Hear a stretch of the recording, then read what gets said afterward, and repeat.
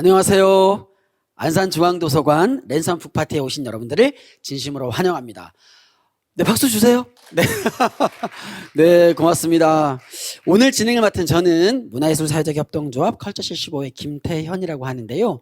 오늘 이 랜선 북파티에는 1회차와는 달리 이곳 현장에 20명가량의 우리 안산의 청소년들 그리고 어른분들 함께하고 계십니다. 1회차 때는 100% 온라인으로만 진행이 됐었는데 다행스럽다고 해야 할까요? 코로나 방역 단계가 1단계로 내려오면서 이곳 현장에서 직접 작가님을 뵐 수 있는 분들이 계셔서 너무 다행이라고 생각을 합니다. 오늘 진행되는 이 랜선 북파티 어떤 프로그램인지 먼저 말씀을 드릴 텐데, 여러분들 올해 한 해 동안 코로나19가 정말 사람들 많이 힘들게 했잖아요. 그래서 보고 싶은 영화도 못 보러 가고 전시도 못 보러 가고 공연도 못 보러 가고 많은 안산 시민 여러분들께서 문화생활을 하지 못해서 시름시름 앓고 있지 않았습니까? 그래서 안산중앙도서관이 안산 시민 여러분들의 문화생활을 위해서 온라인으로나마 이렇게 작가님과의 만남을 가질 수 있도록 마련한 프로그램이 바로 랜선 북파티입니다. 오늘 진행되는 두 번째 랜선 북파티에 오실 작가님은요, 올해의 책으로 선정됐죠? 2020 안산의 책으로 선정된 페인트의 이희영 작가님입니다. 우리 이희영 작가님은요, 단편소설 사람이 살고 있습니다로 2013년 제1회 김승옥 문학상에서 신인상과 대상을 수상하면서 본격적인 작품 활동을 시작하신 작가님이시고요. 2018년도에 오늘 소개할 작품 이 페인트로 제12회 창비 청소년 문학상을 수상했습니다. 그때 당시에 심사위원 전원의 압도적인 지지를 받았다고 알려져 있고요. 청소년 심사단 134명의 열렬한 찬사를 받았다고 합니다. 멋지죠? 박수 한번 더 주세요.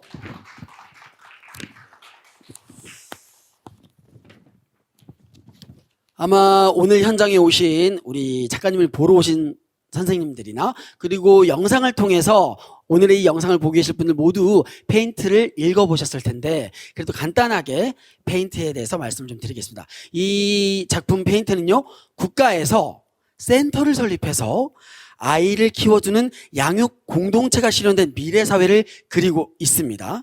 청소년들이 부모를 면접을 본 뒤에 직접 선택한다는 놀라운 그런 설정을 가지고 색다른 풍경을 그리고 있는데요. 더불어서 좋은 부모, 나아가 가족의 의미란 무엇인지 청소년의 시선으로 그리고 있는 작품입니다. 본격적으로 우리 작가님의 강연을 들어볼 텐데, 작가님의 강연에 앞서서 작가님의 작품과 굉장히 잘 어울리는 음악 공연을 하나 보고 들어가도록 하겠습니다. 이 페인트 다들 읽어보셔서 아시겠지만 우리 모두에게 괜찮아, 잘하고 있어 하면서 위로하고 격려하는 그런 작품이잖아요. 그래서 이 작품과 닮아서 음악을 통해서 우리를 위로하고 격려하는 음악 공연을 하나 보고 작가님의 강연을 시작하려고 합니다. 착한 밴드 이든을 여러분 큰 박수로 모시겠습니다.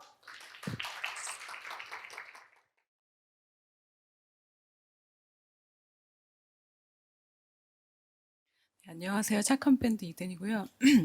네, 책 제목이 페인트라서 이렇게 그림 그리는 그런 페인트인 줄 알았는데 살짝 보니까 굉장히 흥미진진한 그런 이야기일 것 같아요. 네, 저희도 한번 그러면 괜찮아 토닥토닥하는 그런 내용이 있는 것 같은데 그러면 한번 시작해 볼게요.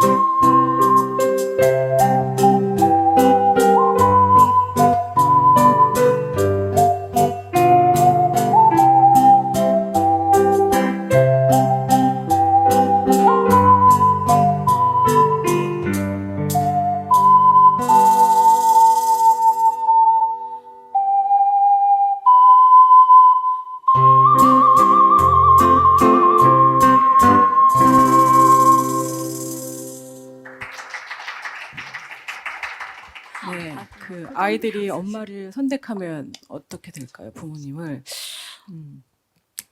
제가 원래 아코디언을 가져왔어야 되는데, 아코디언을 집에 놓고 여기 오니까 아코디언이 없더라고요, 차 안에. 그래서 너무 멘붕. 근데 다행히 이게 건반이 있어가지고 오늘은 건반을 선택해서 하게 되었어요. 여러분들은 정말 100번에 한 번 있을까 말까한 피아노 연주로. 좀 전에 사회자님이 네. 떠신 이유를 알 것 같아요. 지금 여기 계신 분들이 표정이 너무 하나도 없으셔가지고 제가 이렇게 왜 사람을 앞에 놓고 하는 건지 그거 잘 모르겠어요. 왠지 네. 다들 표정이 막 우환이 많으신 것 같아요. 근데, 근데 마스크를 쓰면 사람을 인식하는데 한 20%? 30%밖에 인식을 못 한대요. 이 눈만 나오면은 입의 표정을 말해주는데. 그래서 아마 지금 여러분들을 속으로는 웃고 계시려고 미소를 짓고 있는 얼굴이라고. 반응이 하나도 네. 없으신 것 같아요. 여튼, 그래서 이번 다음 곡은 푸른 섬 이야기라는 곡이에요. 예, 이거는 저희가 제주도 섬을 생각하면서 만든 곡인데요. 제주도라는 이야기는 한 번도 나오지 않아요. 하지만 여러분들도 한번 어딘가에 왜 제주도를 생각했을까? 뭐 어떤 코드가 들어있는 걸까? 한번 생각하시면서 들어보시면 좋겠습니다.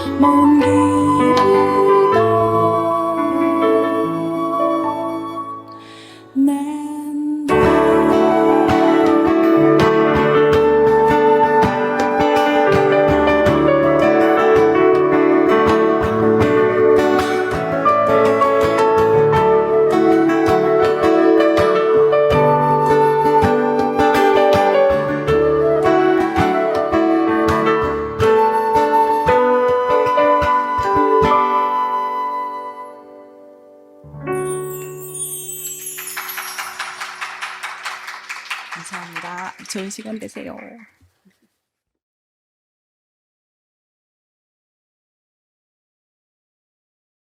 예, 안녕하세요. 이희영입니다. 이렇게 만나 뵙게 돼서 반갑습니다. 제가 어제도 좀 학교에 다녀왔고, 이제 내일도 학교에 갈 건데요. 그래서 좀, 나름대로 목 관리를 한다고 했는데, 안 그래도 좀 목이 안 좋은데, 예, 조금 아까까지 이렇게 꾀꼬리 같은 음악을 들으신 분에게 이렇게 거친 목소리를 들게 해드려서 정말 죄송하고요. 되게 저를 좀 멋지게 소개를 해주셨는데, 사실 저는 그냥 학교를 많이 가요. 제가 쓰는 게 이제 청소년 소설이고, 여기 혹시 10대 친구들 있나요? 없나요? 없으면 안 되는데. 제가 질문도 하고 막 그래야 되는데.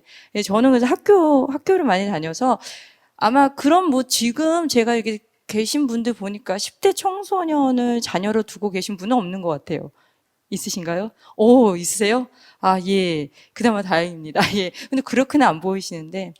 사실 제가 지금 마스크를 벗고 있잖아요. 예. 근데 오히려 이제는 마스크를 벗고 있는 게 더 어색해요. 예. 그래서 가끔 이제 친구들이 저한테 그렇게 얘기합니다. 작가님 생각보다 젊으세요. 뭐 나이보다 되게 젊으세요. 작가님 생각보다 좀 이뻐요. 이렇게 얘기하는데, 그럼 이제 마스크를 벗고는 절대 너희 학교 안 온다. 제가 이러거든요. 그래서 다음에 또 마스크 벗고 우리 같이 만나요. 라고 하는데, 그런 학교는 표시해둡니다. 절대 가지 말아야지. 이렇게 하는데 지금 방송을 보고 있어요. 저희가. 예, 이제는 아이들이 아마 그런 얘기 절대 안 할 겁니다. 예. 아마 이 뒤에도 계속 프로그램이 남아 있어요. 그래서 저도 이제 특히 이제 제가 아이들 많이 다니니까 어른들이 앞에 나와서 막 말 길게 하는 거 별로 아이들 안 좋아해요. 그래서 저도 이제 제가 준비해온 말씀 좀 드리고 이따 아마 Q&A를 할 것 같은데 Q&A 준비하신 것도 있고 아마 여기서 즉석에서 물어보고 싶은 거 있으시면 좀 얘기를 해주셨으면 좋겠습니다. 이게 이제 저 책끝을 접다의 메인 제 책의 메인 타이틀이에요. 참고로 저희 아들이 올해 6학년인데 저희 아들도 이 책끝을 접다 보고 우리 집 페인트란 거 있는데 이러면서 읽었습니다. 아주 잘 만들었어요. 근데 보면 여러분들 제가 어디를 가든지 그런 얘기를 많이 들어요. 도대체 이 책 왜 썼어요? 이거를 되게 많이 듣는데 사실 작가를 데려다 놓고 한 얘기가 이거예요. 도대체 이 책 왜 썼어요? 라는 겁니다. 이 책을 쓴 건 지금으로부터 2년 전이었어요. 2018년 5월이었는데요. 5월 하면은 무슨 달이에요? 가정의 달이죠. 예. 뭐 아이들 뭐 어린이날, 어버이날, 뭐 스승의 날, 요즘 부부의 날 이렇게 있는데 이제 그날도 이제 저는 이제 주부니까 당연히 이제 포털 사이트를 열자마자 5월이구나. 이제 돈 들어갈 때가 너무 많구나. 이런 생각을 하고 있었는데 그때 이제 5월의 달이니까 아이들이 엄마랑 같이 놀이공원 가고 아빠랑 같이 퍼레이드 보러 가고 요즘 이제 코로나 때문에 그게 힘든데 2년 전에는 가능했잖아요. 그래서 그런 포털 사이트 사진들을 막 봤어요. 5월, 푸르른 5월. 근데 그때 특집 기사로 뭐가 나왔냐면요. 이 학대받는 아이들에 대해서 나왔습니다. 예. 이게 참 제가 이걸 완료형으로 얘기하고 싶은데 자꾸 현재 진행형으로 얘기하고 있죠. 올해도 정말 끔찍한 사건이 너무 많이 일어났죠. 그죠? 예. 그래서 아이들한테 이런 얘기하면 사실 되게 미안해요. 어른으로서. 근데 보시면 아시겠지만 학대받는 아이들의 80% 이상이 바로 친부모에게 받습니다. 그죠? 우리가 예전에 생각했던 뭐 신데렐라, 콩쥐팥쥐 이런 거는 정말 동화예요. 그죠? 대부분은 이제 친부모에게 학대를 받는데, 문제는 친부모에게 학대를 받는 아이들이 법적으로 격리가 어렵다고 합니다. 그래서 다시 그 학대받는 부모에게로 가서, 정말 상상하고 싶지 않은 일들이 자꾸만 뭐 벌어지죠. 이게 인터넷 기사예요. 기사에는 당연히 댓글이 달리죠. 소위 말하는 배댓. 그래서 저도 이제 습관적으로 배댓을 봤는데 그때 달린 배댓이 이겁니다. 아무나 아이를 낳게 해서는 안 되고 자격 있는 부모만 아이를 낳게 해야 한다라고 합니다. 아마 많이 동의하세요. 아이들도 이 말에 되게 많이 동의합니다. 예. 근데 사실 되게 저는 이제 되게 좀 속상할 때가 많아요. 제 아는 지인들도 이제 아시면 아시겠지만 난임 부부 계시잖아요. 그분들 진짜 정말 아이 하나 갖겠다고 수천만 원을 쓰시면서 그냥 몸 버리고 뭐 마음 상처 받으시면서 그런데 이제 그런 분들에게는 아이가 안 오고 정말 가면 안 되는 사람에게 아이를 간다라는 생각이 드는데 제가 이 댓글을 보고서 약간 두 가지 의심이 들었어요. 의심이라기보다 의구심이 들었어요. 저도 아까 말씀드렸다시피 저도 이제 한 아이의 엄마입니다. 그래서 만약에 자격 있는 부모만 아이를 갖게 한다면 나는 과연 우리 아들을 낳을 수 있었을까? 이런 거고요. 또 하나는 그 부모 자격을 누가 무슨 기준으로 줄 수 있지라는 생각이 조금 들었습니다. 그래서 제가 어떻게 보면은 돈이 많은 경제적으로 풍요로운 부모, 사회적으로 지위가 높은 부모, 소위 또 요즘 말이 좀 있지만 또 백그라운드가 빵빵한 부모가 아닌 부모들보다는 약간 메리트가 있을 수 있어요. 아이를 키울 때. 하지만 정작 그러냐 하면 아이들이 요즘 이제 얼마 전이 아니죠. 꽤 오래 전에 끝났지만 한국을 들었다 놨다 한 드라마가 있었죠. 스카이캐슬. 그죠? 그 드라마에서 보면은 다들 백그라운드 빵빵하고 경제적으로 풍요롭고 사회적 지위도 높죠. 근데 그런 부모들이 좋은 부모냐 물어보면 아이들이 한 명도 네라고 얘기 안 합니다. 근데 비록 우리 부모님이 경제적으로 조금 어렵고 사회적 지위가 그렇게 높지 않지만 정말 나를 위해주고 나에 대해서 격려를 많이 해주고 사랑해준다 하면 그 부모는 정말 정말 좋은 부모죠. 그래서 결국은 뭐예요? 부모 자격을 100% 줄 수 있는 사람은 과연 누굴까 생각해 보니까 아이죠. 아이. 그래서 처음에는요, 무슨 지구가 아닌 어떤 행성에 외계인들 중에 막 나의 부모를 직접 어떻게 막 선택하는 그런 얘기라고 써볼까라고 생각했다가 뭐 외계까지 갈 필요 뭐 있나, 지구에도 충분히 그럴 수 있겠다 해서 약간 뭐 근미래를 상상해서 페인트를 썼습니다. 아마 뭐 다른 분들도 좀 그럴 분도 있어요. 저도 이제 글을 쓰기 전에는 작가라는 사람들은 번개를 맞듯이 대단한 영감을 받아서 미친 듯이 글을 써가지고 명작을 탄생시키나 보다 했는데 사실 아닙니다. 물론 그러실 분들도 있지만 대부분 되게 사소한 것들, 진짜 인터넷 댓글 한 줄, 누가 지나가다 툭 던진 한마디가 글의 씨앗이 될 때가 많아요. 그래서 지금 혹시 아마 도서관에서 이제 중앙도서관에서 이 행사를 하는데 저도 이렇게 되게 영광된 자리에 초대됐는데 이런 곳에서 이렇게 같이 오신 분들은요, 뭐 요즘 10대들도 그러지만 되게 창작 같은 거에 관심이 많으세요. 글과 책과 그 외에 뭐 문화라든지 그런 것들에 되게 관심 많으신 분들이 있는데 그런 분들이 자신이 관심 가진 분야, 아니면 자신이 갖고 있는 아이디어, 소재, 주제 이런 거를 절대 폄하하지 않으셨으면 좋겠어요. 무슨 작가들처럼 대단한 영감이나 소재가 있어야지만 내가 뭔가를 해야겠다라는 생각은 절대 하지 않으셨으면 좋겠어요. 여러분이 생각하는 이건 누구나 다 할 수 있는 거 아니야? 이 정도 소재는 뭐 너무 흔해 빠졌잖아. 뭐 이런 거는 벌써 다 어딘가에 누가 썼을 거야 라고 하는 그런 거 사실 아니에요. 그 여러분이 생각하고 있는 그런 것들이 어떤 명작으로 탄생될지는 정작 여러분 스스로도 몰라요. 제가 페인트를 처음 했을 때 이런 결과가 나올 거랑은 전혀 생각지 못한 것처럼 그래서 여러분의 아이디어를 제발 소중하게 생각하셨으면 좋겠습니다. 제가 작년에 아마 제주도 빼고는 다 갔던 것 같아요. 거제도까지 제가 다녀왔는데 올해도 좀 많이 다녔는데 그러다 보니까는 요즘 친구들 자격증 같은 거 되게 민감합니다. 아시죠? 그래서 제가 페인트라는 글을 쓰고 그다음에 뭐 이렇게 부모와 자녀 간의 관계에 대해서 강연을 다니니까 막 이런 거 있냐고 직접 물어봐요. 작가님 뭐 전공 뭐예요? 뭐 이런 거 혹시 자격증 있으세요? 뭐 이렇게 물어보는데 아닙니다. 그러면서 제가 여러분 앞에 쓸 수 있는 건 정말 많은 10대들을 만났고요. 또 학부모님 강연도 좀 많이 다녔어요. 올해는 좀 코로나 때문에 학부모님 강연이 좀 힘들었는데 그러다 보니까 제가 직접 피부로 느낀 게 좀 있었어요. 그래서 내가 이런 것들을 좀 말씀드리면 좋겠다라고 생각하는 게 있어서 지금부터 제가 드린 말씀은 뭐 과학적으로 증명된 거 하나도 없습니다. 뭐 학술지에 기재됐거나 논문으로 나온 거 하나도 없습니다. 그냥 제 생각이에요. 이거를 전문 용어로 요즘 뭐라고 그러는지 아시죠? 뇌피셜이라고 합니다. 제 뇌피셜이에요. 그렇기 때문에 여러분 그냥 취사 선택해 주셨으면 좋겠어요. 그죠? 저도 이렇게 지금 화려한 조명인데 한때 유명했죠? 화려한 조명이 누구를 감쌌죠? 그죠? 저도 요즘 많이 화려한 조명이 저를 감싸고 있습니다. 근데 진짜 그 비가 화려한 조명에 드디어 감싸졌죠? 그죠? 감싸짐을 당했죠? 여러분 그래서 항상 이야기는 좀 긍정적으로 하셔야 돼요. 비가 그렇게 노래를 부른가 결국 그렇게 화려하게 다시 부활을 했지 않습니까? 근데 그런 얘기는 아니고요. 어떤 심리학자가 10대들은 보이지 않는 청중을 데리고 다닌다고 그랬어요. 첫 무대선 배우처럼. 그러니까 무대에서 배우가 무대에 서면 되게 자기 자신에 대한 의식이 강하잖아요. 앞으로 이 무대는 내가 꾸려나간다라는 거가 강하잖아요. 그게 10대들의 특징입니다. 제가 이제 10대들한테 오면 항상 물어보는 게 있어요. 여러분 지금 나는 아직도 우리 엄마가 사주는 옷만 입는다 하는 사람 손 들어보라고 그래요. 그럼 이제 남자친구도 좀 손 듭니다. 중학생, 남자친구, 고등학생들은 남자친구도 손 들고요. 요즘은 여자친구도 가끔 손 들어요. 근데 남자친구들이 손 드는 이유가 딱 하나입니다. 왜요? 그러면 귀찮아요. 이래요. 옷 사는 거 귀찮아요. 제가 이제 아들을 키워봐서 압니다. 근데 이제 요즘 여자친구들도 옷에 관심 없어요. 패션에 관심 없어요. 이런 친구도 많아요. 그런데 대부분 10대 정도 되면 자기 스타일이라는 게 있죠.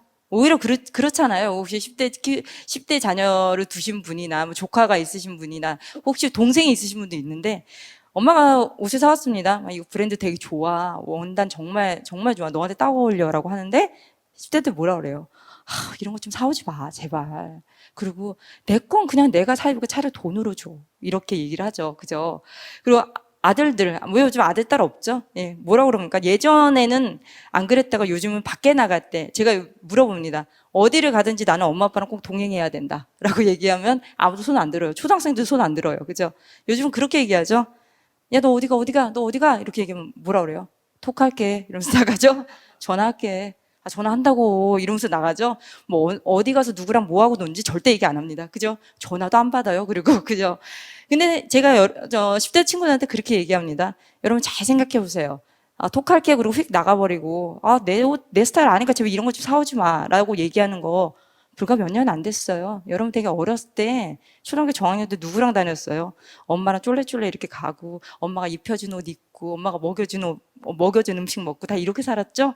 여러분 그게 뭐냐면 아이와 부모의 동그라미가 거의 겹쳐져 있습니다. 근데 그게 떨어져 나온 거예요. 이제 그 친구들한테 중요한 건 나라는 존재입니다. 예, 마치 무대에선 배우가 나를 의식하듯이요.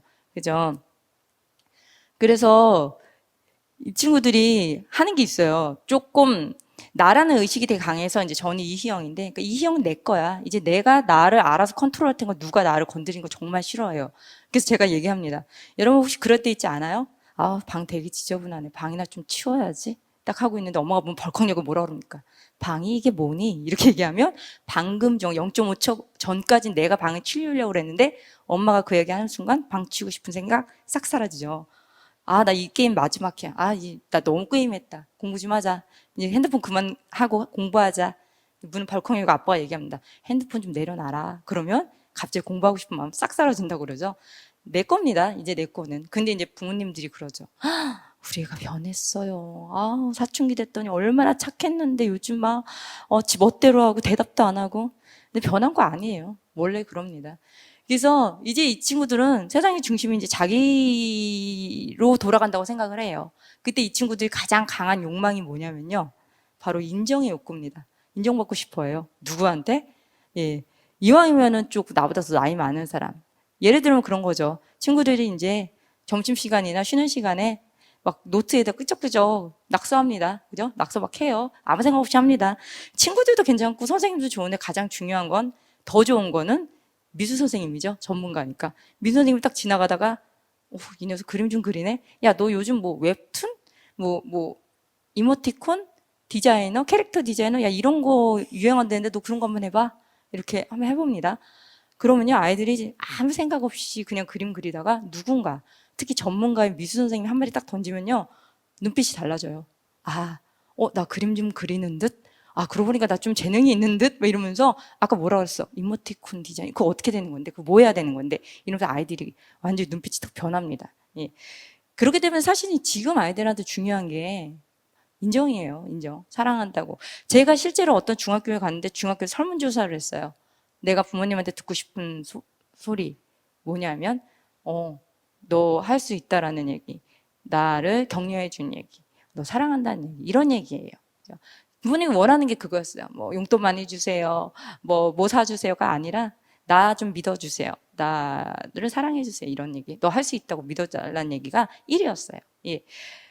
근데 문제는 뭐냐면 그거 누군가의 한마디 막 좌지우지 되는 사람들이기 때문에, 그런 영혼이기 때문에 또 누군가의 한마디 완전히 무너질 수도 있어요. 정말 상처를 많이 받아요.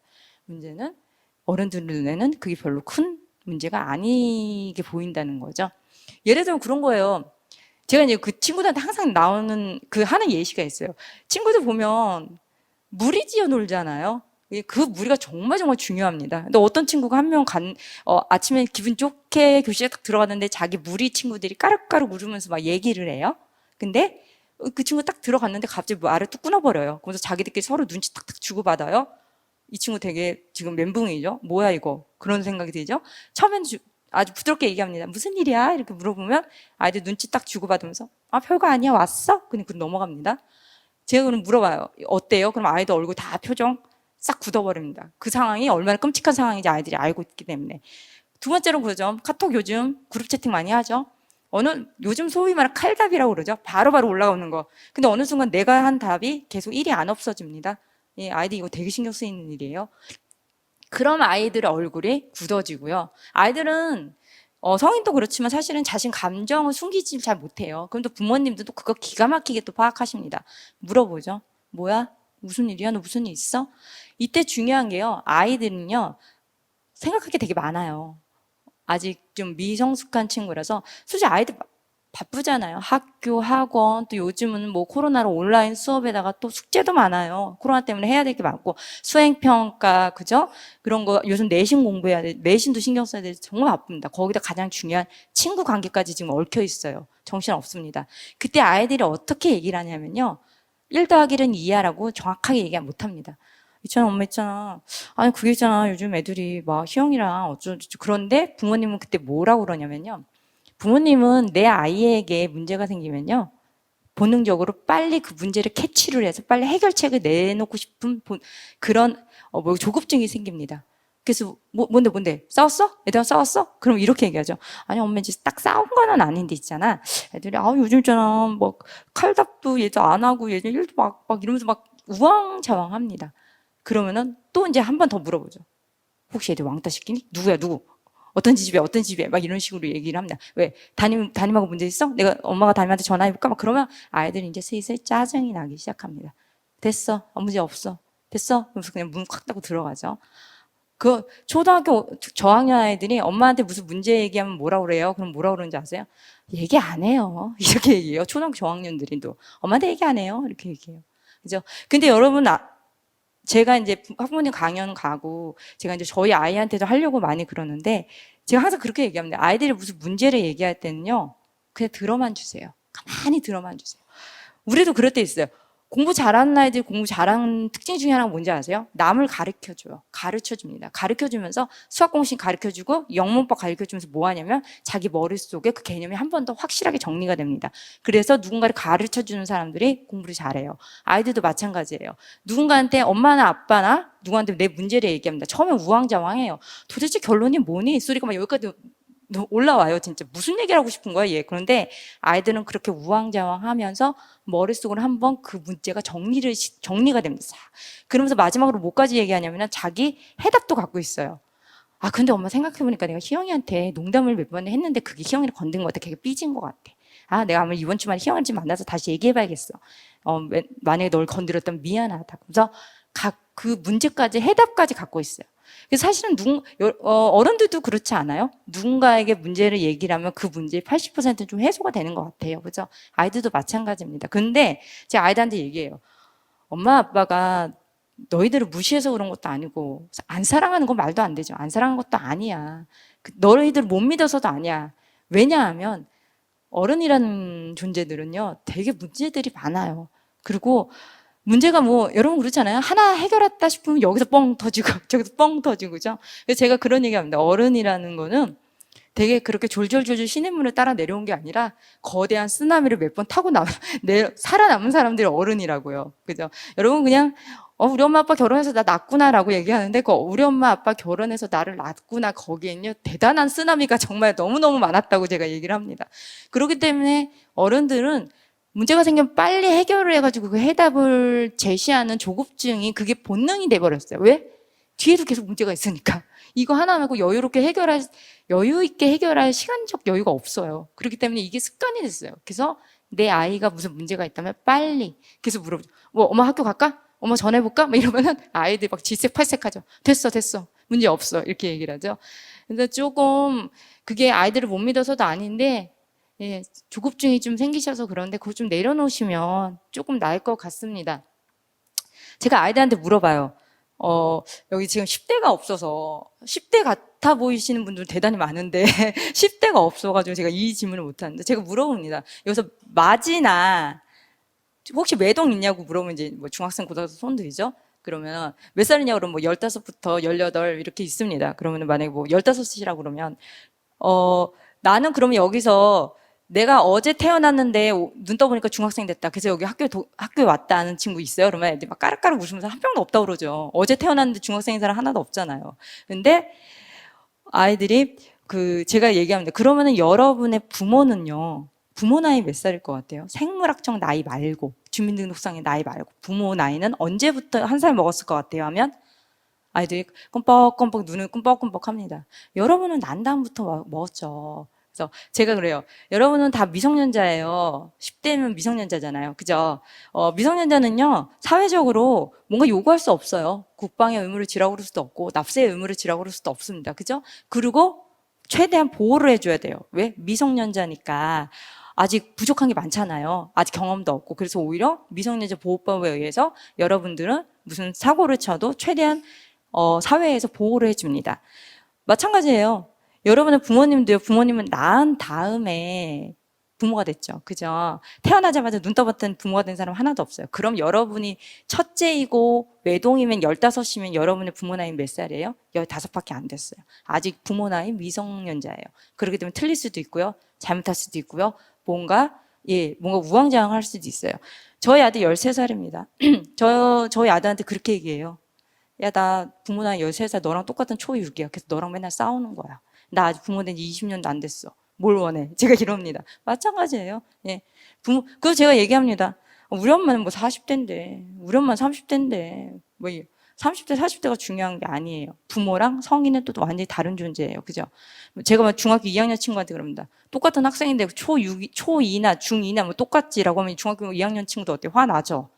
어떻게 초2를 우령 비교해요? 똑같아요. 물론 그렇다고 부모가 성인보다 대단하다는 거 아닌데 다른 존재예요. 그죠? 제가 뭐라 그러냐면 세상에서 자기 생명만큼 중요한 건 없어요. 예? 그죠? 본능, 목숨의 위협을 받으면 사람이 완전히 180도 변합니다. 근데 부모란 존재는 뭐예요? 나보다 더 중요한 목숨을 가진 사람이죠. 제가 학교 가면 그래요. 여기서 아마 부모님도 모셔놓고 여러분의 목숨과 부모님의 목숨 중 둘 중에 하나 선택하라고 그러면 부모님들 중에 1분 고민하는 사람 없을 거라고. 다 여러분의 목숨을 선택할 거라고 제가 얘기하거든요. 제가 여기서 얘기합니다. 그래서 그런데 부모님들은요, 아이들 그 얘기 왜 나를 이해를 못 해주냐고 막 얘기를 해요. 근데 사실은 인간이라는 존재는요, 누군가를 100% 이해한다는 게 거의 불가능해요. 그럼 여러분은 뭐 부모님 100% 이해해요? 라고 얘기를 하거든요. 인간은요, 자기 스스로도 이해 안 될 때가 많아요.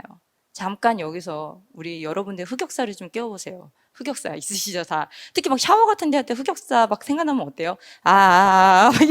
이렇게 하고, 미쳤어. 그러면서 그런 얘기 하죠. 잠잘 때 막 이불킥 한다 그러죠. 흑역사를 떠올리면은 대부분 이제 애들도 난리가 나요. 그러면서 얘기하죠. 그땐 내가 아니었어요. 그 사람은 내가 아니었어. 내가 미쳤어요. 그러면서 제가 물어봐요. 만약에 과거로 갈 수 있으면 그때 그 말을 했을 거야? 그때 그 행동을 했을까요? 라고 하면 다시는 안 한대요. 고백 안 할 거죠? 그랬더니 애들 고백 안 한대요. 그만큼 그때 자신은 내가 아니었어요. 나 자체도 내가 이해가 안 돼요. 하면 다른 사람을 이해한다는 건 거의 불가능하죠. 근데 이제 제가 질문을 바꿔보죠. 만약에 어떤 사건에 휘말려서 누명을 쓰게 됐다. 억울하게 누명을 쓰게 됐다. 모든 사람들이 여러분을 손가락질하는 그런 누명을 쓰게 됐다. 그때 아무 조건도 이유도 없이 무조건적으로 여러분 편을 들어준 사람은 누굴 것 같냐라고 하면 아이들이 부모님이라고 얘기를 합니다. 그래서 부모랑 자녀 간의 관계는 이거예요. 나를 100% 이해해 줄 수도 없고요. 내가 그 사람 100% 이해할 수 없어요. 부모님을 이해할 수 없어요. 다만 내가 가장 힘들고 약하고 상처받고 무너져 내릴 때 아무 조건 없이 내 편을 들어주는 사람. 그 사람이 부모입니다. 예. 그래서 저는 그래요. 첫 번째 그림처럼 아이가 엄마랑 그네 타고 있는데 이제 두 번째 그림은 나의 지긋한 어르신이 좀 장성한 아들하고 손잡고 있는 그림을 재밌게 표현했는데 똑같아요. 제가 이제 10대 친구들한테 여러분이 지금 15이면 10년 뒤 25이 돼서 부모님을 보는 눈이 완전히 달라질 거예요. 그죠? 그때 내가 왜 그렇게 말썽 부렸지? 근데 왜 이렇게 속상하게 했지? 그런 것처럼 부모님도 똑같습니다. 우리 아이 15살이랑 우리 아이 25살이랑 완전히 달라요. 그죠? 느낌이 다르죠? 아이 5살, 15, 25 완전 다르죠? 부모님도 똑같이 성장합니다. 그래서 저 아이들한테 그래요. 부모님도 너희들랑 똑같은 인간이고 똑같이 실수하고 똑같이 성장한다. 그렇기 때문에 가끔씩 부모님하고는 무슨 트러블이 생기면 아, 우리 부모님 좀 아직 부모 나이 미성년자구나. 좀 이해해줘라. 이해해줘야 되겠구나라고 생각을 하라고 합니다. 잘 안 보실 텐데요. 이게 서울의 한 중학교에서 이제 부모님과 있었던 얘기를 뭐라 그랬는데 이제 밑줄 친 것이 다 공부에 대한 내용입니다. 이거는 이제 영남공업고등학교의 학생들이 1년 동안 같이 국어선생님과 시를 수업을 한 다음에 시집을 냈어요. 진짜로 그걸로. 그 시집 제목이 선생님이 뭔데요예요.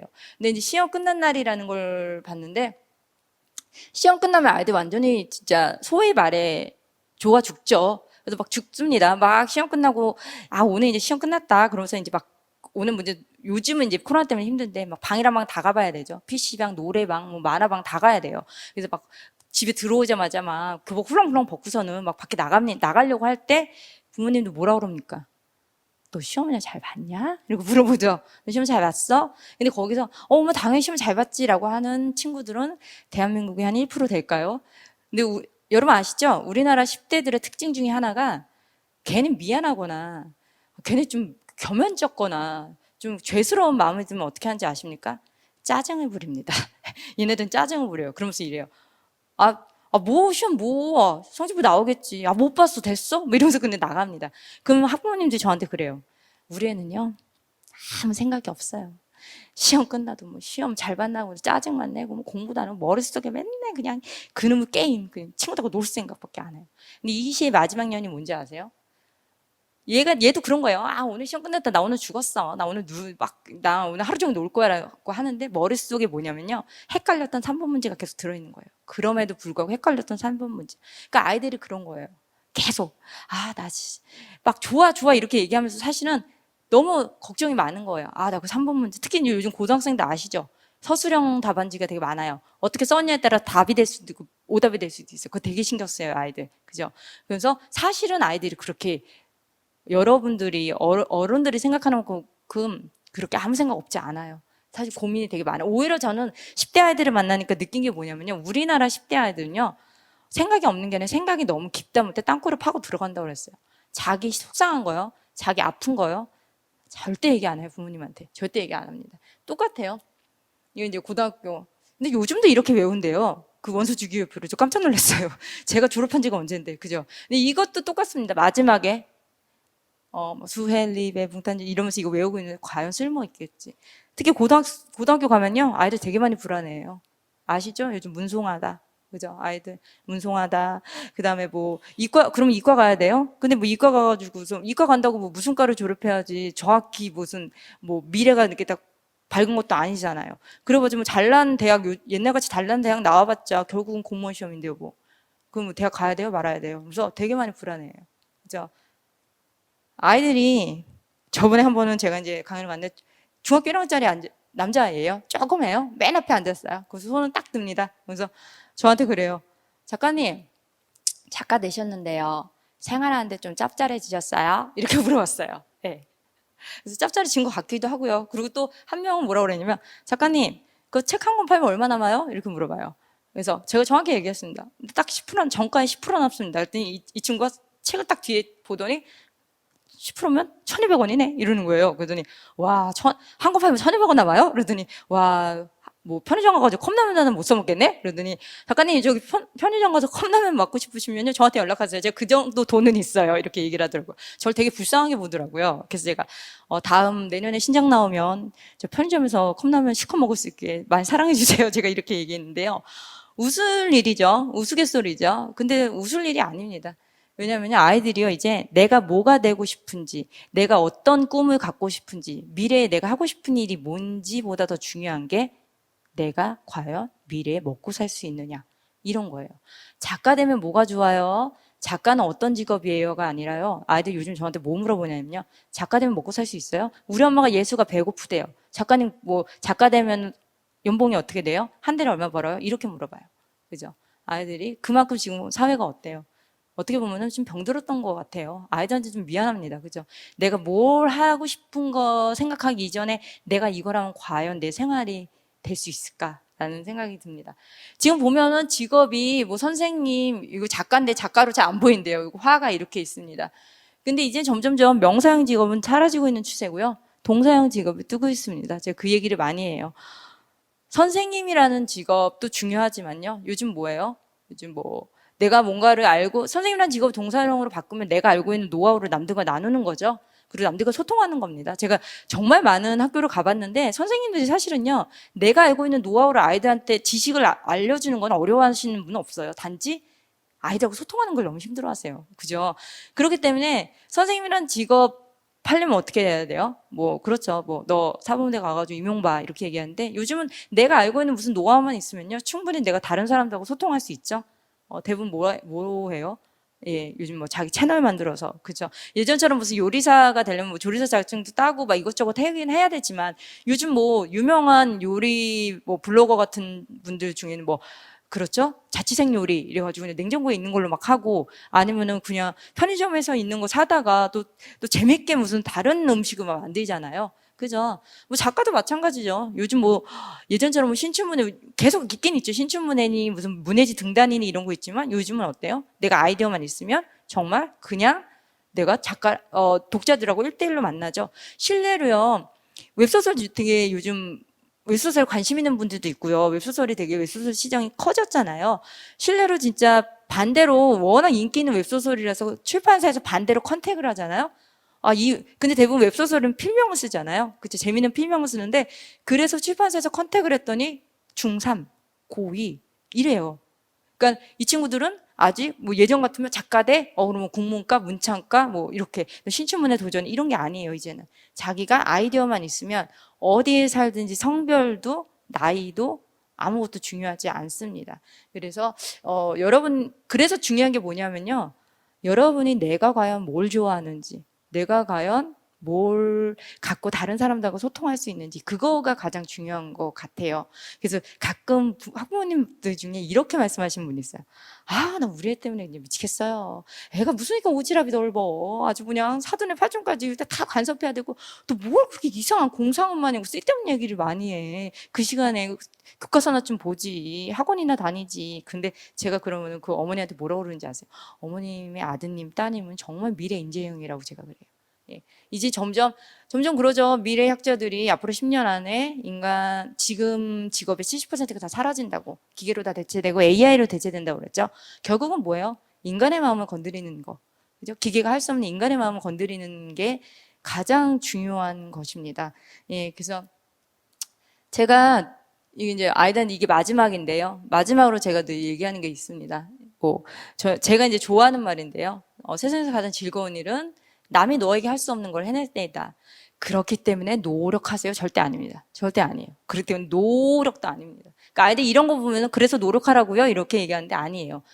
사실 저는 글쓰기 되게 좀 늦게 시작을 했어요. 30살 중반부터 시작을 했는데 여러분 사실은 뭔가를 여러분이 계획하고 도전하고 뭔가 이렇게 좀 그 일을 추진하려고 그럴 때 주위에서 그래, 너 할 수 있어. 너무 잘할 수 있어. 그래, 뭐, 화이팅 해. 내가 응원할게. 라고 하시는 분들도 있지만, 사실은 많이 안 그래요. 그죠? 네가? 막 그래요. 사실 제가 작가가 되겠다는 꿈도 없지만, 제가 글을 썼을 때 많은 분들이, 너는 글을 쓰면 안 된다는 얘기 되게 많이 했어요. 넌 기본도 안 돼 있고, 기초도 안 돼 있으니까, 넌 특히, 다른 것도 소설을 네가 왜 쓰냐고 이런 얘기 많이 했어요. 예.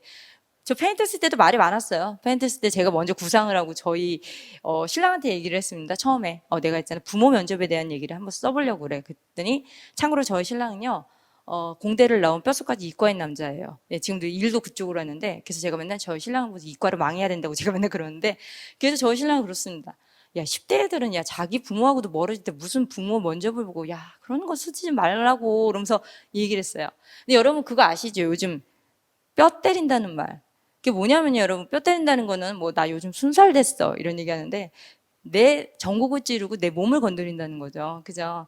여러분이 만약에 뭔가를 계획하고 했을 때 조언해 주시는 분도 분명히 계십니다. 근데 그분들의 이야기가 정말 내 것이라고 생각하면 그게 귀로 안 와요. 그게 가슴을 울립니다. 예. 그래서 그런 얘기를 들었을 때 가슴이 울리는 건, 아, 내가 이쪽으로 조금 더 해봐야겠다. 아니면 이거를 내가 조금 조언 삼아서 이런 나쁜 점을 고쳐야겠다 하는데, 여러분 귀 맹맹 울리는 소리가 있어요. 야, 네가 야, 내 친구가 그거 했는데 그거 다 망했어. 뭐, 야, 네 성격이 그건 100% 망해. 라고 하든지, 야, 너 너무 어려서, 넌 너무 나이가 많아서, 야, 요즘 누가 그런 거래. 유행 지난 지가 언젠데. 야, 내가 너 아는데 넌 그거 하면 안 돼. 네 성격이 그거 하면은 나중에 후회해. 라는 거. 귀 맹맹 울리는 소리 있어요. 그런 거는 그냥 귀를 닫으셨으면 좋겠습니다. 제가 페인트를 쓰지 말라고 했을 때 제가 그때 그게 제 가슴을 울리지 않았어요. 그래서 뭐 어때? 내가 쓴다는데. 내가 쓴다고 뭐 남한테 해코지하는 일은 없잖아요. 이게 썼어요. 만약에 그때 제가 제 귀를 맹맹 울리는 소리를 들었으면 페인트는 세상에 나오지도 않았을 것이며, 제가 이렇게 멋진 무대에 여러분과 함께하는 영광도 누리지 못했겠죠. 나중에 이게 조금 잘 되니까, 나중에 저 신랑이 그때 그 아이디어 괜찮다고 그러지 않았나? 그래서 나중에 말도 안 되는 소리를 막 녹음을 할 거 그랬어요. 그죠? 그렇게 하는데요. 그러니까 여러분이 아무리 여러분이 가까운 분 있잖아요. 뭐 가족이 될 수도 있고, 남편이 될 수도 있고, 아내가 될 수도 있고, 아이들이 될 수도 있고요. 그죠? 부모님이 될 수도 있는데, 아니면 아주 뭐 오랜 중마고가 될 수도 있지만요. 아무리 여러분이 곁에 오랫동안 있었던 사람들도요. 사실은 여러분만큼 여러분을 잘하는 사람은 단 한 명도 없어요, 이 세상에. 여러분이 생각하기에 이게 내 길이다라든지, 이게 나한테 관심이 있는 거다, 아니면 이게 내 마음을 좀 건드리는 거다 하면요, 남이 뭐라고 그러든지 간에 그게 정답입니다, 여러분. 그렇기 때문에 여러분이 이젠 나이와 성별과 출신지와 뭐 학벌과 이런 게 다 점점 사라지고 있는 추세예요. 그죠? 이제 자신이 갖고 있는 꿈, 아니면 뭐 거창한 꿈이라고 할 필요도 없어요. 자신이 갖고 있는 관심사, 아주 작은 취미, 그 다음에 그냥 재밌는 거, 나 이거 하면 되게 재밌더라, 재밌는 거. 그죠? 전 글쓰기 그렇게 시작했거든요. 재밌으니까. 그런 재미, 이런 게 나중에 정말 어떤 꽃으로 피어날지 모릅니다. 그래서 저는 항상 그래요. 아이들한테 마지막으로 하는 얘기가 그거예요. 이제 여러분은 직업을 선택하는 시대는 끝났다고. 이제 직업을 창조하는 시대에 살고 있다고.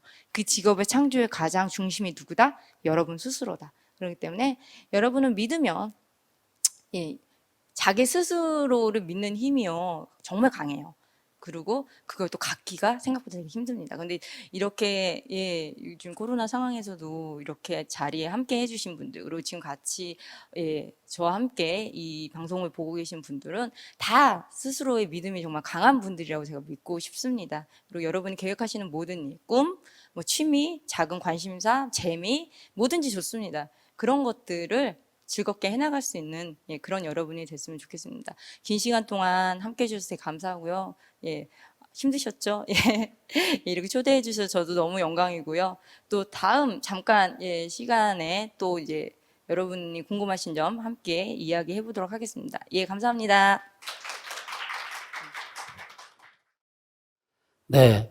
우리 이희영 작가님께서 그 청소년들에 대한 이야기를 쭉 해주셨잖아요. 그래서 굉장히 저는 그 강의 들으면서 그 초반에 나왔던 이 10대 청소년들은 보이지 않는 청중을 달고 다닌다는 말이 굉장히 와닿았어요.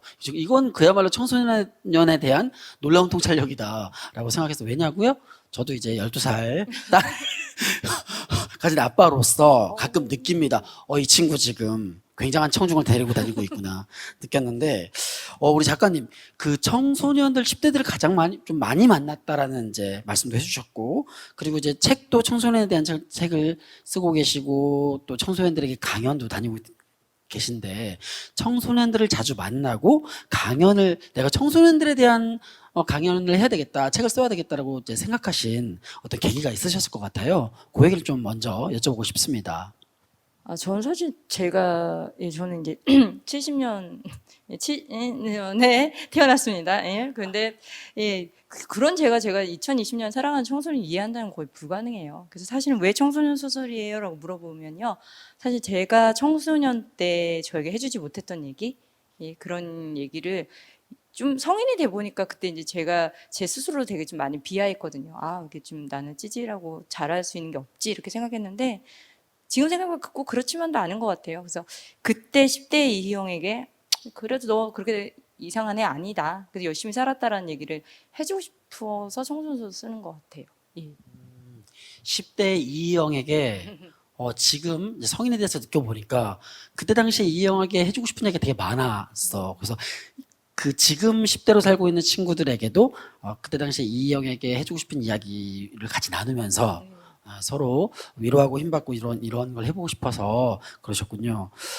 그 이제 페인트라는 책을 보면 청소년이 부모를 면접을 보고 직접 선택한다면이라고 하는 굉장히 놀라운 발상. 역시 대단하신데요. 그럼 작가님이 만약에 부모를 선택한다면 어떤 면접 기준으로 부모를 선택할지에 대한 질문을 한번 드려보고 싶습니다. 이거는 이제 학교 가면 늘 나오는 질문이에요. 우리 작가님이 뭐 NC 아이들이면 어떤 부모를 선택하시겠어요? 그러면 저는 뭐 솔직히 뭐 건물이 있으신 분이라든지 노른자 땅에 땅 문서가 있으신 분들 제가 얘기합니다. 저는 뼛속까지 자본주의에 물든 글쟁이라서 이왕이면 그렇지 않습니까, 여러분? 그렇게 이제 농담식으로 하는데 농담이 아니라 진담입니다. 네. 그렇게 약간 경제적인 부모도 뭐 나쁘지 않지 않나라는 그 농담식으로 얘기는 하긴 해요. 네, 그 농담식으로 아무래도 좀 있는 부모면 좋겠어라고 농담식으로 얘기하고 끝인가요? 예. 네. 근데 왜냐면요, 사실 아이들이 그런 얘기는 벌써 아이들이 다 해요. 작가님 저는요, 제 얘기를 더 많이 들어주는 부모님들, 아니면 뭐 저한테 뭐 할 수 있다고 얘기해 주시는 부모님들, 그다음에 뭐 하지 말라는 것보다는 이거 해라라고 하는 부모님들이었으면 좋겠어요라고 아이들이 사실 다 얘기를 해요. 근데 그러니까 이제 거기서 제가 그냥 농담 형식으로 그렇게 얘기하지. 그럴 수 있는 것 같아요. 벌써 아이들이 다 해답을 갖고 있으니까. 그렇죠. 아이들이 이미 해답을 갖고 있기 때문에 네, 좋습니다. 세 번째로 드리고 싶은 질문은요. 제가 듣기로 이제 작가님께서 글을 써야지 내가 글 쓰는 사람이 돼봐야 되겠어 라고 이제 생각을 하신 시점이 보통 다른 작가님들에 비해서 조금 늦게 결정하셨다고 들었어요. 그렇게 결정하신 내가 이제 글을 써야 되겠다라고 결정하게 된 계기랄까요? 이유랄까요? 좀 듣고 싶습니다. 그게 지금 저보다 지금 연배가 있으신 분도 계시고 뭐 이 방송을 보시는 분들 중에 저랑 연배가 같으신 분도 있을 텐데 사실 저는 지금도 사실 한 번도 제 꿈이 작가인 적은 단 한 번도 없었어요. 근데 이제 제가 서울에 살다가 아이를 낳고서 회사를 그만두고 천안으로 내려왔습니다. 그때 이제 아는 지인이 한 명도 없었어요. 그리고 아이를 24시간 같이 있었어요. 아이랑 그 갓난쟁이랑. 그리고 이제 좀 아이가 좀 컸어도 제가 이제 오로지 저 혼자 이제 양육을 해야 되는 이제 그런 상황에서 약간 우울증이 오더라고요. 그때 저희 집 근처에 평생교육원이 있었는데 그때 그냥 무슨 강좌인지도 몰랐어요. 일주일에 한 번 2시간 정도 그 강좌를 선택을 하면 제가 잠깐 아이를 놔두고 2시간 정도 저만의 시간을 가질 수 있겠구나 해서 무슨 강좌인지도 덥석 신청을 했습니다. 그래서 좀 숨 좀 쉬자라는 의미로 갔는데 그래서 아까 말씀드렸다시피 너무 거기 빵빵하신 분들이 많으신 거예요. 뭐 국문과 문창과 출신이신 분들도 많고 해서 저는 너무너무 수준이 낮았죠. 그 책도 좋아하지 않은 사람이었고. 그래서 어떻게 보면 저는요, 꿈이 없었기 때문에 작가가 됐었던 것 같아요. 내가 작가가 꼭 돼야지라는 생각을 한 번도 해본 적이 없어서 그냥 뭐 나를 위해서 쓰는 거니까 재밌게 쓰는 게 최고다라고 생각해서 그렇습니다. 좀 다른 분들하고 좀 다르게 좀 작가가 됐습니다. 네네네. 이 유튜브에서 제 개인적인 얘기를 하는 게 좀 그렇긴 하지만 저도 역시 제가 연극을 오래도록 했었거든요. 근데 저도 연극을 전공하지 않았어요. 그냥 동아리에서 연극을 하다가 이렇게 딱 좀 나름 잘 나가는 연극을 네 그런 생각이 드는데 제가 느끼기에 작가님은 이미 작가님 안에 잠재 역량 안에 글쓰기를 위한 굉장히 좋은 그 통찰력을 포인트를 딱 뽑아내는 그런 것들을 갖고 있었던 것 같고, 그리고 그것을 잘 풀어낼 수 있는 이제 서술에 대한 것도 있었을 것 같은데, 이게 스스로 발견해낼 기회가 별로 없다가, 그 아이 키울 때, 그렇죠. 네, 문화광자 그거 딱 2시간 들었는데, 그 찰나에 그 휴식을 갖는 순간에 성광처럼 네, 딱 만나게 된 게 아닌가. 이런 생각이 좀 듭니다. 감사합니다. 네. 이제 페인트가 이제 장비 청소년문학상 이제 받게 되면서 또 안산에서도 올해의 책으로 지정이 돼서 많은 사람들이 이 책을 읽으면서 위로를 받고 그러고 있는데, 이 페인트라는 글을 쓰시면서도 생각하셨겠지만 세상에 나온 이 책이 독자들에게 어떤 책으로 좀 이렇게 막 회자된다고 해야 될까요? 읽혀진다고 해야 될까요? 어떤 책이었으면 좋겠는지 한 말씀 여쭤보겠습니다. 제가 이제 드리는 말씀이 있는데, 사실은 이게 이제 2018년 창비 청소년문학상에 응모했어요. 그때가 이제 9월에 응모를 했는데, 사실 제가 9월에 응모를 하고서, 응모를 하려면 그거를 이제 원고지, A4용지에 다 이렇게 철을 해가지고, 그거를 우체국에다가 접수를 해요. 그러면 이제 그 접수를 한 다음에 집에 돌아와서는 제 이제 노트북에는 파일이 있을 거 아니에요. 한글 파일. 그 한글 파일을 고스란히 쓰레기통으로 버렸습니다. 당연히 안 될 줄 알고요. 그래서 11월 달에 저한테 전화가 왔어요. 여기 창비 출판사입니다라고 했을 때 제가 그랬습니다. 이게 그 신종 보이스피싱? 제가 그렇게 이게 그 유명하다는, 어떻게 내가 글 쓰는 걸 알고, 진짜 발전했다. 이러면서 제가 정말 퉁명스럽게 받았어요. 뭐요? 막 이런 식으로 얘기를 받았어요. 그만큼 저는 이게 뭐 어떤 식으로 읽혔으면 좋겠다라는 상상도 못했고요. 이게 책으로 나올 거라는 상상도 못했어요. 그럼에도 불구하고 정말 저에겐 기적적으로 이게 이렇게 책으로 나오고, 거기다 많은 여기 이제 안산의 시민들께도 이렇게 사랑받는 책이 됐는데, 저는 그냥 이게 그러니까 좋은 부모 되세요가 아닙니다. 여러분 충분히 지금도 너무너무 좋으신 분들이기 때문에 좀 여러분 스스로에게 좀 상을 주셨으면 좋겠다는 생각이 들어요. 아이들은 아이들 나름대로, 부모님은 부모님 나름대로. 그래서 좀 이 책을 읽기 전에는 딱 그 띠지만 보고, 부모 면접 막 이런 거를 보고 되게 많이 긴장을 하신대요. 예, 그러니까 학부모님들이. 근데 읽고 나서는 오히려 위로받았다는 얘기를 많이 하시는데, 예, 그게 저는 너무 감사한 일이죠. 위로받으셨으면 좋겠습니다. 예. 그랬을 것 같아요. 이 페인트에서 그 청소년들이 직접 부모를 면접 보고 선택하고 그 부모가 되기 위한 기준을 얘기하고 한다는 것이 결국은 청소년들에게도 위로가 되고 그러니까 부모님에게도 위로가 될 수밖에 없는 그 구조일 것 같은데, 아까 그 작가님께서 강연하실 때 부모도 아이 낳고서부터 부모 나이 1살이다 라고 말씀하셨잖아요. 저 같은 경우 이제 12살, 우리 딸이 12살이니까 이제 부모 된 지 12살 된 거거든요. 근데 그 얘기를 들었을 때 너무 그 얘기만으로도 위로가 되는 느낌 받았어요. 그다음에 책에서도 충분히 뭐 이렇게 표현됐겠지만, 이 자리에서 작가님이 부모가 된, 이제 부모로서 나이를 먹어가는 그 부모님들께 좀 한번 또 이렇게 힘이 되는 이야기 한마디 해주신다면요. 특히 이제 한국 사회가 그런 것 같아요. 부모님들이, 그러니까 아이를 낳고 나면 바로 자신이 완벽해져야 된다고 생각을 해요.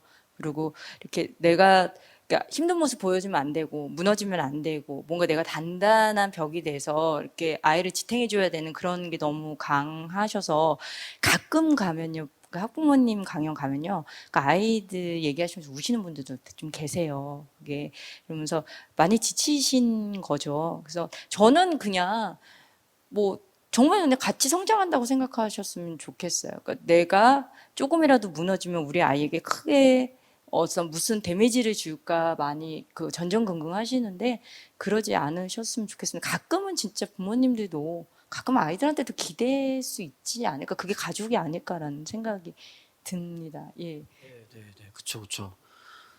저도 엄청 기대고 있어요. 그러실 것 같아요. 네, 기대고 있습니다. 정말 사진만 봐도 힘이 나고 기대고 있는 그죠? 상황인데요. 되는 거죠. 네. 예. 그 작가님께서는 이제 워낙 학교에 많이 들어가셔서 강연도 하시고, 뭐 강연의 청중으로는 청소년도 계셨을 거고 부모님 강연도 하신다고 이야기 들었는데, 강연을 다니시면서 그 독자님들께서, 청중분들께서 작가님께 들려줬던 얘기 중에 또 힘 받았던 혹시 그런 얘기가 있으시면? 저는 사실은 그런 얘기를 들었어요. 혹시 읽어보시면 아시겠지만, 박이라는 캐릭터가 좀 아동학대를 당한 캐릭터잖아요. 근데, 이게 성인분들 중에 그런 분들이 진짜 계셨어요. 사실 그게 내 얘기다라고 하시는 분들이 되게 많았어요. 근데, 제가 이제 그 박이라는 캐릭터를 쓴 이유 중에 하나가, 왜 그런 얘기 많잖아요. 폭력은 대물림 된다. 그래서 분명히 폭력을 당한 아이가 나중에는 결국 폭력을 행사한다라고 얘기를 하는데, 꼭 그렇지만은 않을 것 같아요. 오히려 그렇기 때문에 더 나의 아이에게는 그런 모습을 보여주지 않기 위해서 되게 좀 많이 이렇게 뭐라 그럴까요? 더 아이에게 가까이 가고 사랑을 베풀려고 그런 분들이 되게 있어요. 근데 이제 그분이 그거를 읽고 아 많이 좀 힘이 됐다. 그러니까 나도 진짜 그분이 뭐 아빠가 무서워서 예, 밖에 나가서 아빠 잠들기 전까지 못 들어오고 맨발로 막 도망 다니고 그랬는데 그래서 이제 자신도 만약에 내가 아이를 낳으면은 그럴까 봐 걱정이 되는데 그래서 이걸 읽어보고 꼭 그렇지만 않겠다. 어쩌면 그렇기 때문에 내가 더 아이를 더 보듬을 수 있지 않을까라는 얘기를 하신 적이 있는데 그때는 뭐 제가 뭐 그 위로를 받은 정도가 아니라 제가 너무 예, 감사하죠. 감사한 정도가 아니라 진짜 좀 저야말로 너무너무 큰 감동을 받았죠. 예, 그렇습니다. 예. 그렇죠. 누구에게나 청소년 시절이 있었기 때문에 부모님도 마찬가지고 청소년 캐릭터지만 나이 드신 어떤 분이 위로받고 이제 이런 경우들이 생기는 것 같습니다. 작가님 말씀대로 그뭐 폭력이 대물림된다는 얘기가 사실 이제 그런 몇 개의 사례들이 조금 도드라져서 그렇지 케이스 바이 케이스 아닐까 네, 생각을 해봅니다. 어쨌건 이런 식으로 작가님께 청중분들이 힘이 되는 이야기를 해줬다고 하잖아요. 그래서 마이크를 이제는 오늘 이곳 현장에 오신 선생님들께 한번 드려볼까 하는데 오늘 이희영 작가님 말씀 들으시면서 혹시 궁금한 게 있으시거나 혹은 이 이야기를 함께 던지면서 좀 공유하고 싶다 하는 게 있으신 분은 네, 손을 좀 들어주시겠습니까? 누가 처음에 이렇게 딱 첫 스타트를 잘 끊으시면요 이 질문이 이렇게 부드럽게 넘어가요. 저 학교 가서 아이들한테 그러거든요. 첫사람 첫 질문자에게 제가 막 대단한 박수를 드리는데 예 근데 편하게 생각하셨으면 좋겠습니다. 예 이게 그 무섭다는 카메라의 힘인가요? 아무래도 카메라가 네. 네. 편하게 생각하셨으면 좋겠어요. 굳이 뭐 책 이야기 아니더라도 근데 개인적으로 네. 예. 드디어 감이 첫 왔습니다. 스타트를 네. 예. 오 예. 너무 떨려가지고 말을 조금 횡설수설 할 수 있는데 이제 책을 읽다 보면은 저는 이제 성인이긴 한데 그래도 아직 청소년기를 지나온 지 한 5, 6년밖에 안 된 성인이라 읽으면서 아무래도 센터에 있는 아이들한테 처음에는 많이 이제 감정이입이 되다가 이제 사실 근데 이 책이 아이들의 입장만 말을 해주는 게 아니라 이제 부모님들의 입장도 되게 많이 표현을 해주시잖아요. 그 저도 자녀의 입장인데도 불구하고 읽으면서 이제 부모님들의 입장도 처음에는 약간 이랬다고 읽으면서 맞아 이것도 맞지 하면서 약간 아이들의 말도 맞고 부모님의 말도 맞는 약간 이런 양가의 감정이 있어 왔다 갔다 하게 되더라고요.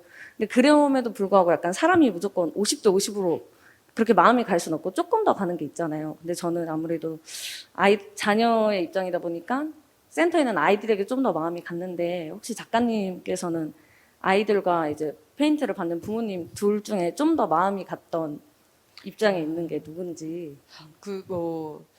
이거를 이게 되게 좀 예, 철학적으로 풀어서 주셨는데요. 좀 아이들의 그냥 10대 아이들은 뭐 그냥 그런 식으로 얘기를 해요. 뭐 작가님 소설 중에 뭐 누가 최애캐예요? 이렇게 물어보거나 예, 제 마음에 오는 친구 누구예요? 얘기하는데 저는 제가 좀 더 나이가 들어서 그런가 봐요. 저는 거기에 뭐 제노, 노아, 뭐 아키 이런 친구들 있잖아요. 뭐 이런 친구들은 그냥 알아서 잘 살 것 같아요.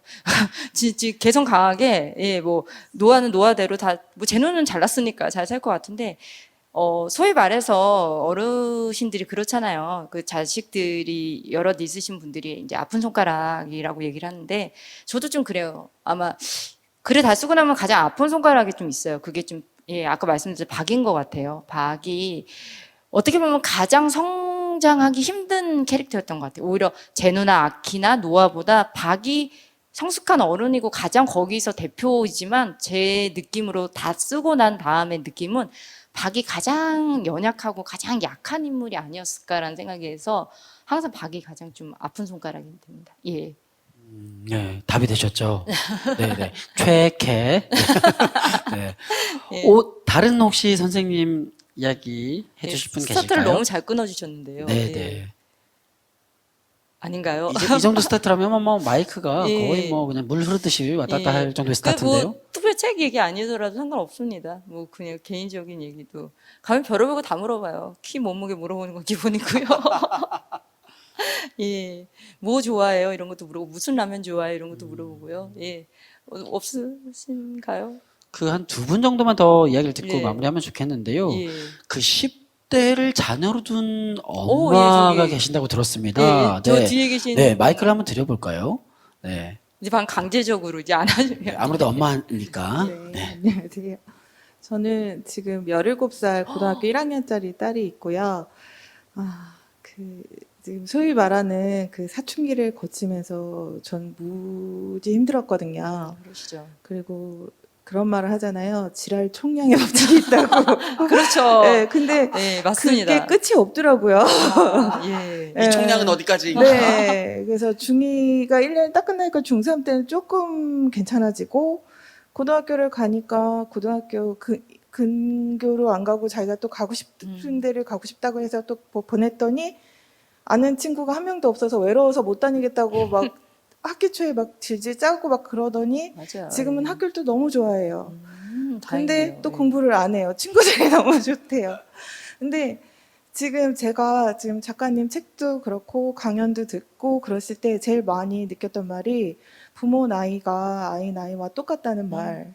근데 아이는 그렇게 생각을 안 하고 맞아요. 엄마는 어른이고 그죠. 항상 자기는 보호받는 존재라고 생각을 하고 저도 아이한테 항상 엄마는 강해야 돼. 힘들어도 참아야 돼. 이렇게 항상 했기 때문에 어느 순간 이게 오래 지속이 되니까 힘들다고 생각이 자꾸 들더라고요. 그래서 맞습니다. 제가 저희 딸하고 얘기할 때 가장 듣기 싫은 말이 뭐 했어? 뭐 하니? 막 물어보면 내가 알아서 할게. 그 말이 되게 상처가 되더라고요. 그래서 밥 먹을 거야? 밥 먹을래? 물어보면 내가 알아서 할게. 계속 그렇게 얘기하고 뭐 학원 갈래? 알아서 할게. 이렇게 얘기를 하니까 어느 순간 안 물어보게 되더라고요. 제가. 그래서 한참 기다리다가 제가 어느 시기에 저희 딸한테 얘기를 했어요. 엄마도 사람이고 엄마도 상처를 받는다. 너가 엄마한테는 다른 친구들이나 다른 사람들한테 되게 친절하게 대하는데 엄마한테만 유독 너무 못되게 강하게 얘기를 해서 엄마가 너무 상처를 받는다. 얘기를 하니까 아이도 뭔가 느끼는 게 있는 것 같더라고요. 그 얘기를 하기까지 제가 저희 딸이랑 한 달 동안은 말을 안 했어요. 말을 안 하다가 저희 그 아기 아빠도 너무 힘들어하고 이제 추석이 이렇게 걸쳐지면서 이제 할머니 친가 외가를 다 다니면서 양가 어르신들도 다 힘들어 하시더라고요. 엄마랑 딸이 말을 안 하니까. 그래서 제발 말 좀 하라고 그랬는데 요번만은 꼭 이 길이라 이 길이라 그래가지고 제가 버티다가 이제 말을 하면서 제가 했어요. 엄마도 너무 힘들다. 엄마도 마음 상한다. 너를 가장 사랑하기 때문에 지금 네가 이렇게 표현하는 게 너무 마음이 와닿는다. 얘기를 하니까 그 이후로 아이가 행동의 변화가 있더라고요. 그리고 되게 조심해주고 그래서 했는데 지금 사실은 이 책을 저희 딸한테도 읽어보라고 하고 싶은데 사실 지금 그렇게는 못한 상황이거든요. 그래서 지금 아이한테 이 소통하는 방법을 어떻게 더 이 이후에 이어나가야 될 건지 그것 좀 조언 좀 듣고 싶습니다. 사실은 저도 되게 좀 어려워요. 그 아이들과 소통할 수 있는 방법이 사실 제가 이제 학교를 많이 다니는데 저희 아들이 그래요. 엄마 밖에 나가서 밖에 있는 청소년들만 신경 쓰지 말고 집안에 있는 청소년 좀 신경 써 이렇게 얘기를 하는데 예, 그 아까 제가 말씀드렸다시피 지금 그 10대 아이들은 세상이 자기를 중심으로 돌아가는 것 같아요. 예, 그래서 누가 나한테 뭐라고 얘기하는 것 자체를 좀 그냥 그 본능적으로 거부하는 것 같아요. 근데 이제 제가 그런 얘기를 했거든요. 막 여러분 혹시 막 학교에서 짜증나거나 무슨 친구들하고 짜증났을 때 집에 오면은 그 짜증을 그대로 누구한테 해야 하느냐? 엄마한테 짜증내죠, 아빠한테 짜증내죠. 그래서 뭐라 그래요? 아, 너 왜 그래? 그러면은 짜증나. 그럼 왜 짜증나? 그럼 몰라 짜증나. 그러면서 문 콱 닫고 그냥 들어가죠. 근데 제가 그래요. 여러분 살면서 몰라 짜증나로 문 들어갈 수 있는 존재가 과연 몇 명이나 되냐고. 친구한테 그럴 수 있어요? 나중에 뭐 학교 선배한테 그럴 수 있어요? 부장님한테 그럴 수 있어요? 유일해요, 유일해. 근데 그럴 시기도 그렇게 길지 않다고 제가 얘기를 해요. 그렇게 짜증 확 내고 문 콱 닫고 들어갈 수 있는 시기도 여러분 생각보다 되게 짧아요. 제가 얘기했거든요. 나중에 그 짧은 시기를 짜증으로서만 이렇게 안 좋게 하지 말고 나중에 후회하지 말고 그 짜증에 반만 줄여도 그죠? 반만 줄여도 확실히 화기애애한 추억이 될 거라고 제가 얘기를 합니다. 예, 그래서 글쎄요, 그래도 이게 엄마랑 이렇게 얘기를 하는 거 보면 그것만으로도 예, 아직 그리고 또 아이들이 좀 마음조차 이렇게 아까 말씀드렸죠. 걔는 미안하고 그러면 짜증내는 게 10대들 특징이라고. 예, 아직 많이 좀 내 마음을 잘 모르는 게 10대이기 때문에 조금 지금처럼만 이렇게 좀 많이 기다려 주시면 좋을 것 같아요. 예, 어렵죠. 예. 그러니까 마음은 뭐 미안한 마음이나 이런 게 있는데 표현되는 질감은 막 짜증 쪽으로 가 있는 이제 그런 맞아요. 걸 수 예, 있으니까. 예. 네. 그래도 어머님께서 용기 내서 먼저 네. 막 나 사실 뭐 힘들어라고 얘기를 그렇죠. 해주셔가지고 또 아드님인지 모르겠지만 아무튼 따님이 예, 네, 따님이 예. 네. 네, 이렇게 해주신 게 아닌가 네, 생각이 듭니다. 마지막으로 한 분만 더 이야기를 좀 예. 나눠주시면 예. 네, 좋겠습니다. 멋지게. 저쪽에 또 아, 네. 예. 네. 네, 저는 두 가지 질문을 어, 드리고 싶은데요. 질문 부자가 또 있으시군요. 아, 네. 예. 그 SNS에 보면은 그 페인트 책 표지가 약간 엄청 그런 얘기가 잘 되고 있어요. 아, 예. 그래서 작가님이 보시기에는 저 페인트 표지가 어떠신지 여쭤보고 싶고 또 이제 다음 차기작에 대해서도 여쭤보고 싶습니다. 아, 예. 이 페인트 표지는 샹비 이제 디자인 팀에서 이걸 하신 건데요. 제가 아직 그 디자인 팀에 이걸 하신 작가님들을 제가 못 뵀어요. 근데 이제 제 느낌으로는 그 아시잖아요. 아이가 태어나면 엄마가 이렇게 조그만 아이를 이렇게 내려다보잖아요. 침대에 눕혀놓고. 근데 아이가 그 부모를 내려다보는 적은 거의 없어요. 부모님이 너무 연로하시기 전에는요. 근데 이제 막 태어난 부모를 이렇게 아이가 내려다보는 그런 시점인 것 같다는 생각이 듭니다. 그래서 이게 좀 어떻게 보면 되게 디자인이 이쁘다고 얘기하시는 분도 있고요. 또 어떤 분은 페인트라는 의미도 잘 모르겠는데 표지를 보고도 잘 모르겠다 하시는 분들도 계세요. 약간의 호불호가 좀 있는데 그래도 뭐 표지가 이뻐서 샀다 하시는 분도 있어. 저는 개인적으로 되게 좀 마음에 듭니다. 그리고 차기작은 내년에 좀 나올 것 같아요. 잘하면 한 2권 정도가 나올 것 같은데 또 페인트랑은 전혀 다른 내용이고요. 그냥 저는 좀 그냥 개인적으로 청소년 소설을 딱 못 박는 걸 별로 좀 좋아하지 않아요. 그래서 제가 쓴 차기작도 아까 말씀하신 것처럼 누구도 청소년기를 안 지나온 사람은 없잖아요. 그죠? 그래서 성인분들도 아니면 같이 또 읽어볼 수 있는 그런 제가 아까도 말씀드렸지만 컵라면을 많이 사 먹을 수 있도록 제 차기작도 많이 사랑해 주시면 감사하겠습니다. 예. 네, 차기작 내년에 나온다고 하니까 너무 기대가 됩니다. 네, 다들 기억해 두셨다가 네. 나오자마자 바로 클릭하시오. 동네 서점으로 가셔도 좋고요. 예. 사면 좋겠습니다. 자, 이렇게 오늘 또 중앙도서관에서 2번째 랜선 북파티를 쭉 진행을 했는데요. 오늘 이희영 작가님 모셔서 정말 재미있고 의미 있는 이야기들 많이 나눴는데 마지막으로 오늘 좀 이렇게 카메라도 있고 카메라를 통해서 이걸 보시는 독자님들도 있고 현장에 계신 독자님들도 있는데 오늘 랜선 북파티 함께 하신 소감이 어떠신지 마지막으로 여쭤보고 싶습니다. 우선 이 책이 이제 안산의 책이 된 게 저에게는 정말 가문의 영광이라고 생각을 하고요. 또 이렇게 요즘처럼 힘든 시기에 또 이렇게 온라인, 오프라인 다 함께 이렇게 책 한 권을 갖고 여러분의 말씀, 우리 여러 가지 이야기를 할 수 있고 또 음악도 있고 이게 너무너무 즐거운 것 같습니다. 그래서 빨리 또 코로나가 종식이 돼서 내년에는 이제 더 많은 분들하고 대면으로 만나 뵙고 인사를 드렸으면 좋겠습니다. 그래서 저는 오늘 여기 또 한 번 화려한 조명에 감싸줘서 너무 행복했던 시간이었습니다. 너무 감사합니다. 네, 고맙습니다. 오늘 랜선 북파티 함께 해주신 우리 안산 시민 여러분들도 즐거우셨죠? 네, 오길 잘했죠? 네, 고맙습니다. 그리고 그 영상을 통해서 보고 계신 분들도 굉장히 즐겁게 이 랜선 북파티를 즐기고 있을 거라고 생각을 합니다. 안산 중앙도서관이 코로나19 때문에 문화생활을 하지 못하는 시민들을 위해서 랜선 북파티라고 하는 프로그램을 만들어서 이렇게 작가와의 만남을 이렇게 하게 된 게 너무 다행이라는 생각이 들고요. 오늘 진행했던 랜선 북파티 여기서 모두 마치도록 하겠습니다. 감사합니다. 감사합니다. 네, 고맙습니다.